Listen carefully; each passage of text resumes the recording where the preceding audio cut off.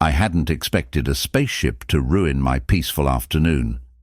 One moment I was lounging on my porch, savouring a cold beer while the setting sun painted the dunes in gold.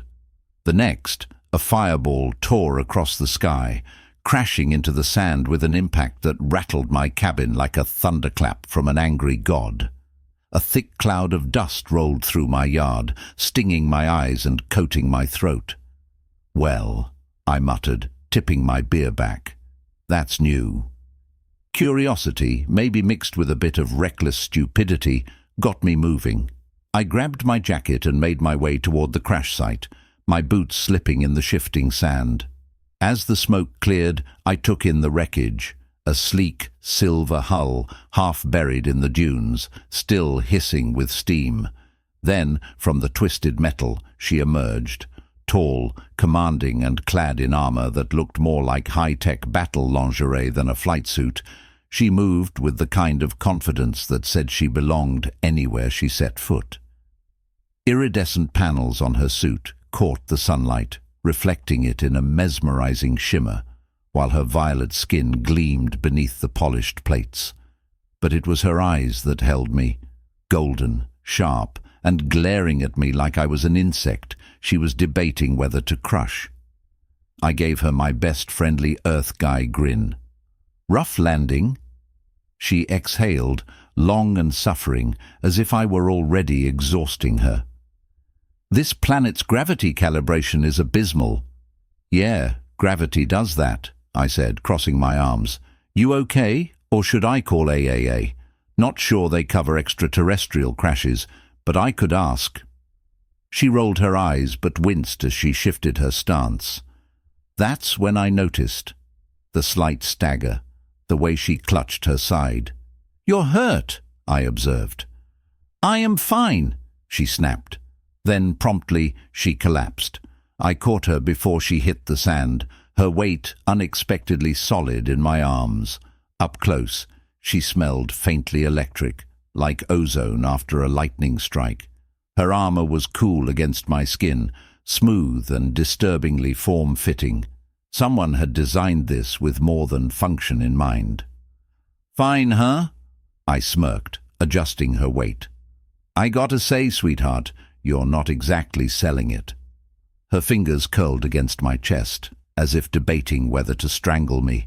"Human," she growled, "unhand me." "Sure," I said, "right after we get you patched up." She wasn't light, but I managed to get her inside, where she protested the entire way. I ignored her. Settling her onto my couch, I grabbed my first aid kit while she sat stiffly, watching me like I was about to smear dirt on her wounds. "You do realize I am of the Andrelaxian elite, yes?" she said, voice edged with impatience. "We do not require human assistance." "Yeah?" I tossed her a bottle of water. "You also don't seem to require basic balance, but here we are." Her golden eyes narrowed dangerously. Still, she took a slow sip. "So," I said, settling onto the chair across from her, "got a name, or should I just keep calling you Grumpy Alien Lady?" Her nose wrinkled. "I am Jinara, High Commander of the Andrelaxian." "Great," I interrupted. "Nice to meet you, Jinara. I'm Tobin. You crash-landed in my backyard, which means you're officially my guest." Her lips parted as if to argue, but she hesitated. Realization flickered across her face. She was stranded, at least for now. "I activated my distress beacon," she said at last. "It may take several rotations of your planet's cycle for my people to arrive." I leaned back. "Guess that means you're stuck with me for a while."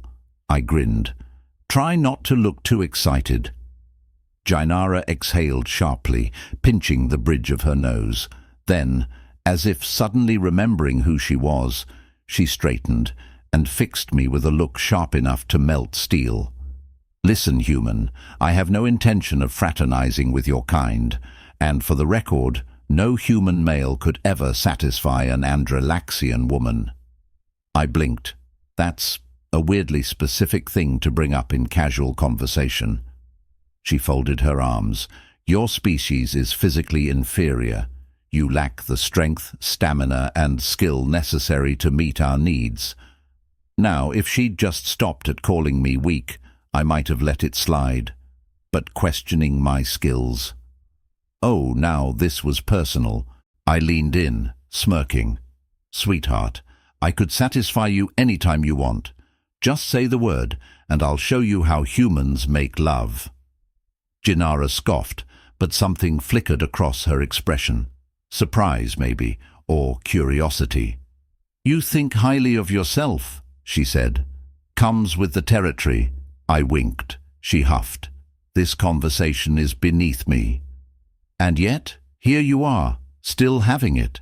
She opened her mouth to argue, then hesitated. Instead, she straightened, stretching in a way that was distracting. But I kept my cool. Fine, she said at last.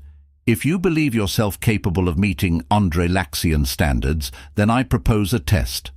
I arched a brow. A test, huh? You will fail, she said simply, but it will amuse me.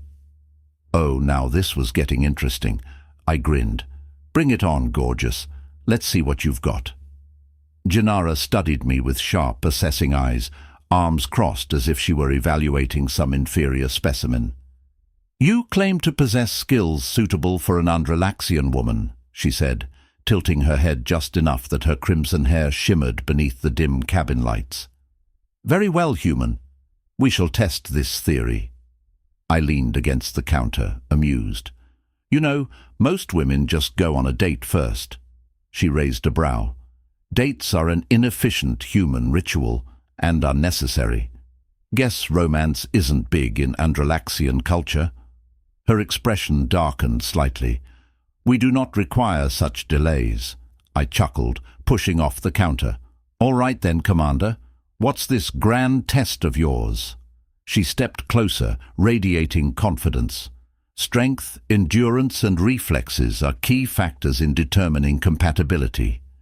We shall begin with a simple trial. Grappling combat. You must attempt to best me in hand-to-hand engagement. I blinked. You want me to fight you? It is a highly effective assessment, she said matter-of-factly. It will determine if you are worthy. I sighed. Great. Just how I pictured my love life, getting body-slammed by a 6-foot-tall alien warrior. Jinara smirked. Prepare yourself, human. I barely had time to react before she lunged.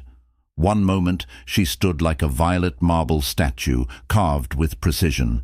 The next, she was pure motion, fast, fluid, and utterly lethal. I dodged, barely, as she swiped at my legs, aiming to knock me flat. Whoa, sweetheart. At least buy me dinner first. She didn't laugh. She just kept moving. I twisted, ducking as she spun with an elegance that probably would have left me unconscious if I hadn't reacted in time. Humph. Accept your loss, she said, golden eyes gleaming.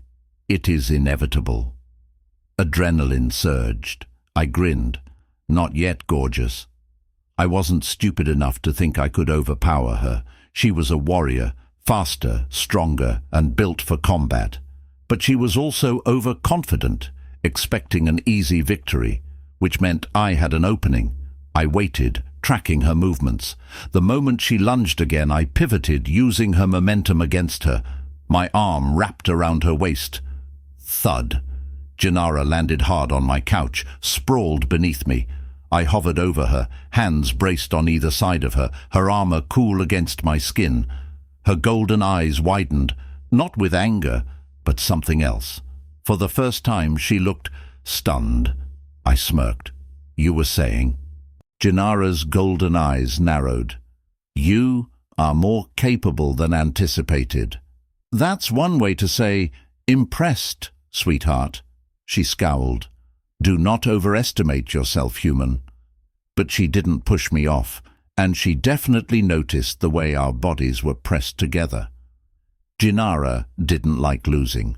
I could tell, because the next round, she came at me with twice the intensity. This time, I wasn't fast enough. With a sharp pivot, she spun, graceful, precise, sending me onto my back with a forceful sweep.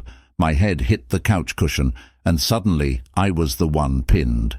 Jinara hovered over me, smug satisfaction curving her perfect lips. "Victory," she murmured. I swallowed, because, this wasn't exactly a bad position to be in. "You sure about that?" I asked, looking up at her. "Because from where I'm lying, I think we both win." Something flickered in her expression. For just a second, barely even a breath, her confidence wavered. Her golden eyes flicked to my mouth, and I caught the slightest shift in her breathing. "Human trickery," she accused, but her voice was softer now. I reached up, brushing a stray strand of crimson hair from her cheek. "Come on, Jinara. You felt that." My fingers trailed lightly along her jaw, and her lips parted just slightly. Her hands, once firm on my shoulders, tightened, though not in combat. It was hesitation, uncertainty, like she couldn't decide whether to shove me away or pull me closer. "You are infuriating," she muttered. I smirked. "You like it." And then she kissed me. Or maybe I kissed her. Either way, it wasn't gentle. It was fierce, heated, like two people who had no business wanting each other, but absolutely did. Her lips were soft yet demanding, and when her fingers curled into my hair, a low growl vibrated in her throat. That sound went straight through me. I flipped her back over, pressing her against the cushions. She let me. For a few breathless moments, the challenge was forgotten. When we finally pulled apart, both of us were breathing hard. Jinara stared at me, her golden eyes stormy with emotions she probably didn't want to name. "This is unexpected," she admitted. "Yeah," I said, voice rough, "but I'm definitely not complaining."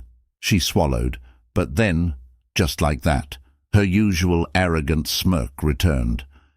"You performed adequately." I laughed. "Sweetheart, that was not adequate.